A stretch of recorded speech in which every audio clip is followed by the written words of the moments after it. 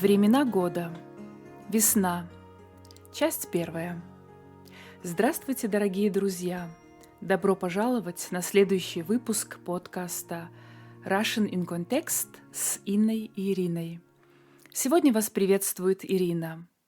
Подкасты Russian in Context предназначены для слушателей со средними знаниями русского языка, для тех, кто уже достаточно хорошо понимает русский язык и хочет улучшить свои знания, свой словарный запас простым, естественным и эффективным путем в контексте.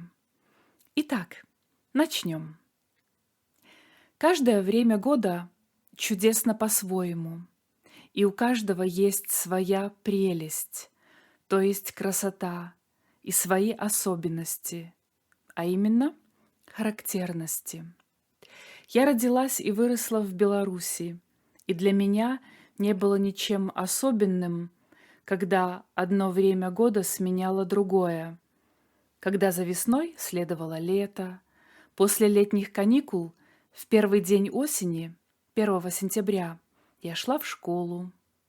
Помню, как в конце осени я радовалась первому снегу и морозам, и как считала дни до наступления Нового года. Большинство стран имеют 4 времени года с характерными изменениями в природе, но есть на нашей земле места, где нет зимы, и люди никогда не видели снега, и незнакомым холод и мороз. Например, в центральной части Африки, через которую проходит экватор, температура всегда высокая. Здесь никогда не выпадает снег и не происходит смены времен года.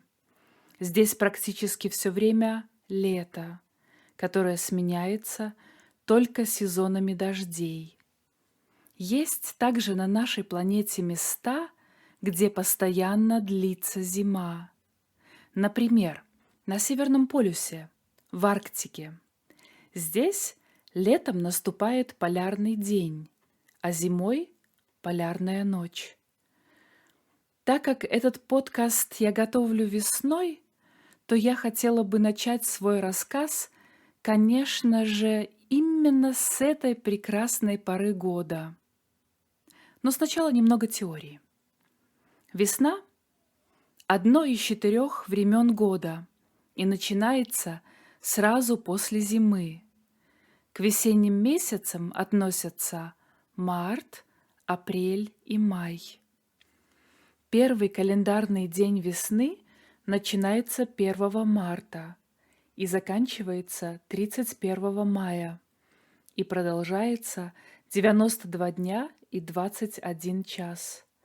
Сложно сказать, в какой именно день наступает настоящая весна.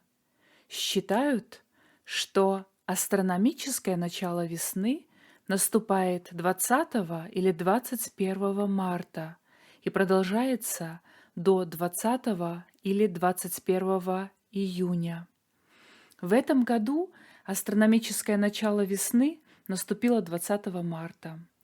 Этот день также называют Днем весеннего равноденствия. День весеннего равноденствия означает, что день полностью равен ночи. После этого день становится длиннее. Этот день очень ждали и любили на Руси, так как люди провожали зиму и встречали весну веселыми танцами, пирогами и блинами. Существует такая поговорка: «Март зиму кончает, весну начинает». Так и есть. В месяце марте зима переходит в весну. В этот период солнце греет сильнее, и природа пробуждается. Пробуждается – это значит просыпается. Из теплых стран постепенно возвращаются птицы и поют с утра до ночи. В апреле снег окончательно тает, и все вокруг зеленеет, распускаются листья, цветут и благоухают то есть пахнут ароматно цветы. В мае, когда на улице тепло и солнечно, уже цветут деревья и сирень. Именно в этот период часто бывают майские заморозки, и температура опускается ниже нуля. Весна, пожалуй, самое прекрасное время года. В народе говорят, весной пробуждается не только природа, но и люди. Это также время радости, хорошего настроения и любви. Пришла весна, так уж не до сна, как говорят. Не до сна означает, что совсем не хочется спать. Или так говорят, когда кто-то чем-то очень занят. Например, можно сказать: «Я так влюбился, я так влюбилась, что мне не до сна». Люди пробуждаются вместе с природой. У них появляется хорошее настроение, появляется надежда на что-то новое и хорошее.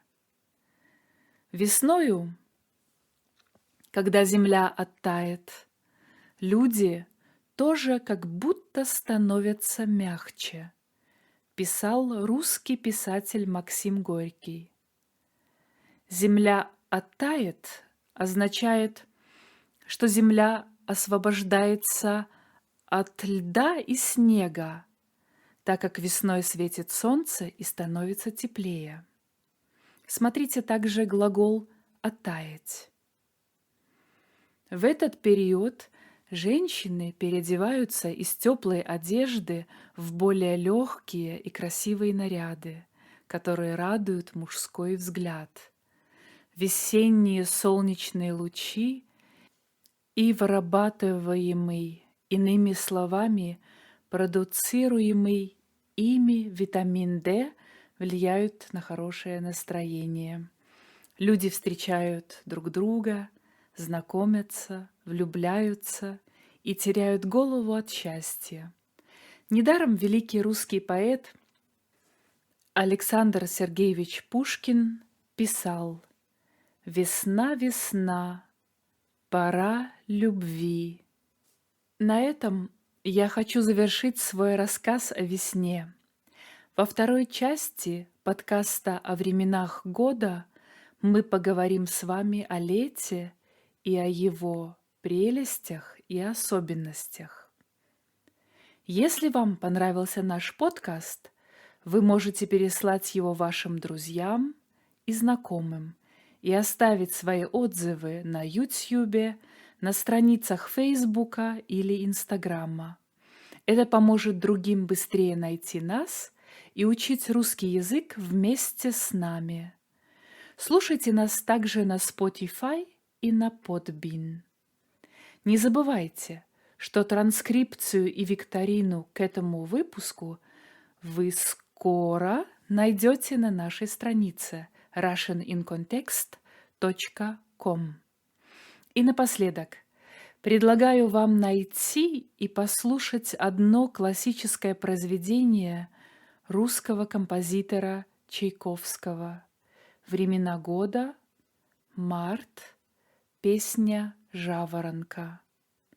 Закройте глаза и растворитесь в прекрасной музыке весны. Желаю вам успеха и радости в изучении русского языка с Russian in Context с Инной и Ириной. До скорой встречи!